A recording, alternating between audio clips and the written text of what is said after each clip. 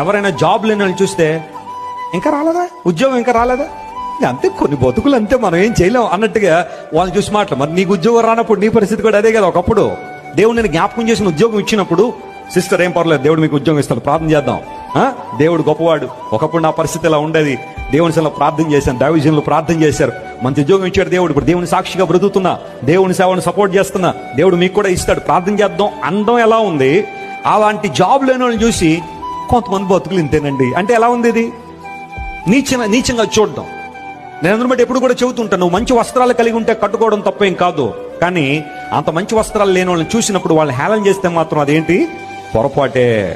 నీకు మంచి బట్టలు ఇచ్చాడా, కట్టుకో, దేవుని స్తుతించు, గణపరుచు, ప్రభువుని ఆరాధించు. ప్రభు ఎంతో మందికి సరైన వస్త్రాలు లేవు, నన్ను జ్ఞాపకం చేసి మంచి వస్త్రాలు ఇచ్చావు, నీకు స్తోత్రం ప్రభువుని చెప్పు. అంతేకాని వస్త్రాలు సరిగా లేని వాళ్ళని చూసి హేళన చేయొద్దు. దేవుడు వారి పక్షాన్ని నిలబడతాడట కొన్ని సందర్భాల్లో. నీకు ఉద్యోగం ఉందా, దేవుని స్తుతించి, ఉద్యోగం లేని వాళ్ళని చూసి హేళన చేయదు. నీకు పిల్లలు ఉన్నారా, చాలా సంతోషం, వారిని బట్టి దేవుని స్తుతించి, బిడ్డలు దేవుని కోసం పెంచు, పిల్లలు లేని వాళ్ళని చూసి హేళన చేయకో. నీకు వివాహం జరిగిందా, దట్స్ ఓకే. వివాహం జరగని వారిని చూసి హేళనగా మాట్లాడదు ఎప్పుడు కూడా.